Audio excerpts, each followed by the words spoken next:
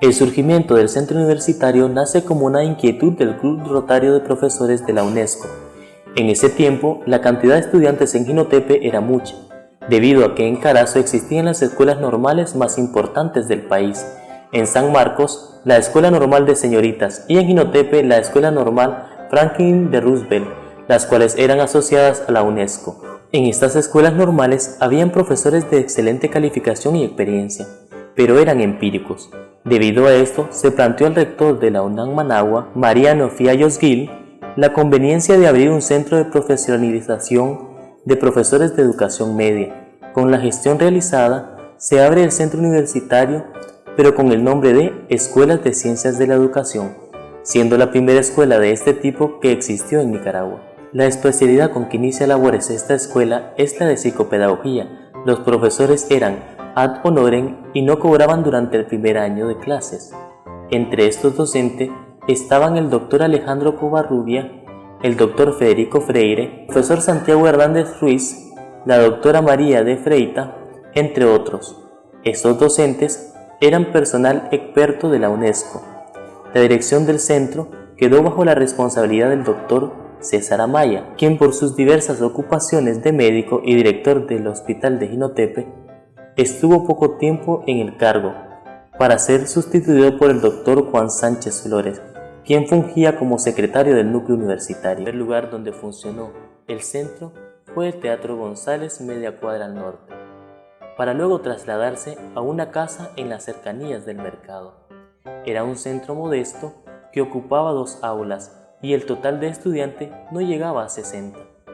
Posteriormente se trasladó a una casa del jinotepino. En esos 3 lugares, el CUR estuvo funcionando como Escuela de Ciencias de la Educación.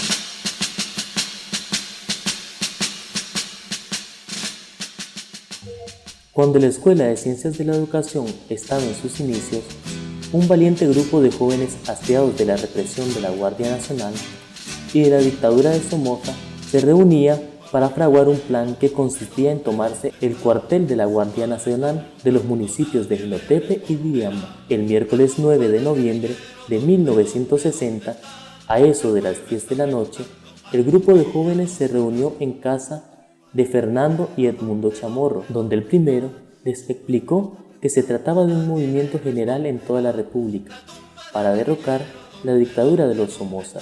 Luego pasó a explicar todos los detalles del plan, comenzando desde su aplicación en Jinotepe hasta su consumación en Diriamba.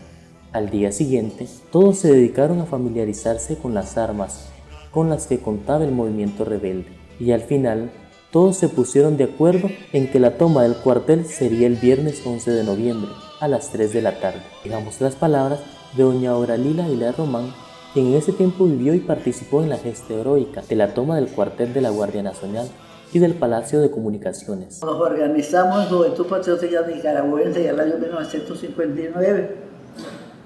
Luego se organizó lo que se llamó el 11 de noviembre, pero que no era para el 11 de noviembre. Lo que pasa es que la Guardia descubrió a Hidalgo Pastora y a Cabeza, a Omar Cabeza, ¿verdad?, que venía por el sur. Entonces la Guardia se puso en alerta. Todas las ciudades que estaban involucradas, que era a nivel nacional este golpe, se retrocedieron, pero como que hubo poca coordinación y quedó solo Jinotepe y Diriamba. Salieron de la Moca, de la finca La Moca, hacia el cuartel en 3 vehículos y cayeron por sorpresa, siempre y cuando que Pencho, como en su portocarrero decimos Pencho, sí nos había ya avisado que estaban reunidos, y así fue que cayeron por sorpresa los compañeros.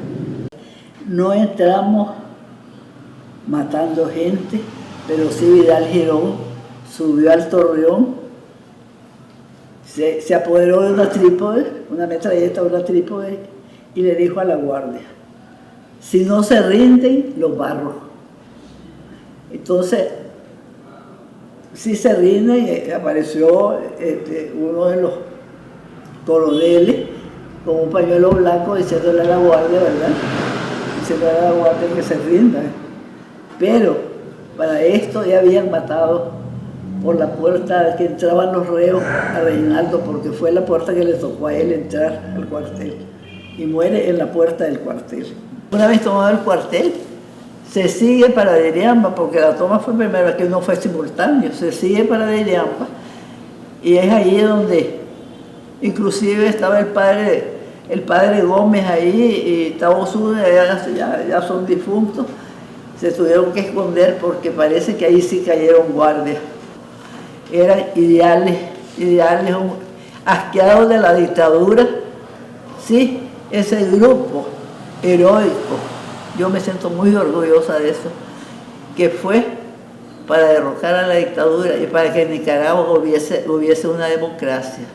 En 1981, después de la Cruzada Nacional de Alfabetización, Jinotepe se queda sin universidad. Hasta el año de 1991, que un grupo de personas encabezadas por el doctor Armando Rodríguez iniciaron las gestiones de reapertura. La profesora María Magdalena Chau de González nos cuenta sobre los inicios de Curcarazo. En realidad, la inquietud principal y la que dio origen a todo este proyecto fue idea de don Armando Rodríguez, que fue el primer director también de este centro universitario en su segunda etapa. Y entonces empezó a mover a los principales dirigentes de la policía, la alcaldía. Allí doña Lila, la acción de doña Lila Aguilar fue extraordinaria y fue muy decisiva para poder conseguir local y todo eso para el centro. Esa etapa hubo muchas dificultades que enfrentar, ¿ve? Pues uno de ellos, y es fundamental, el presupuesto. No había un presupuesto destinado para el CUR como había un presupuesto para la Facultad de Medicina, para las Ciencias de la Educación, para la Facultad de Ciencias, sino que cogieron un poquito de aquí, poquito de allá para formar el primer presupuesto. Y en el segundo tampoco había mucho como extenderse en el presupuesto. Y eso apenas daba para el pago de los docentes, para algunos gastos más urgentes, pero por ejemplo no habían suficientes asientos. Y en algún momento tenían los estudiantes que sacar los asientos de un aula para llevarlos a otra aula donde se completara el número de estudiantes para que todos estuvieran sentados, ¿ve?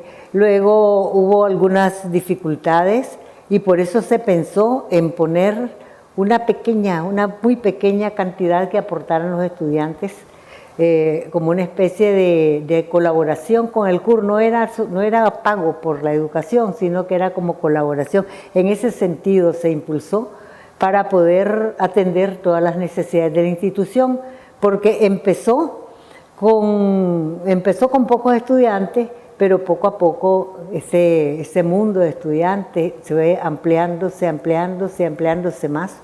Y el CUR, pues, que ahora es FAREN, ahora es Facultad Regional, no ha dejado de crecer ni se ha detenido un solo momento.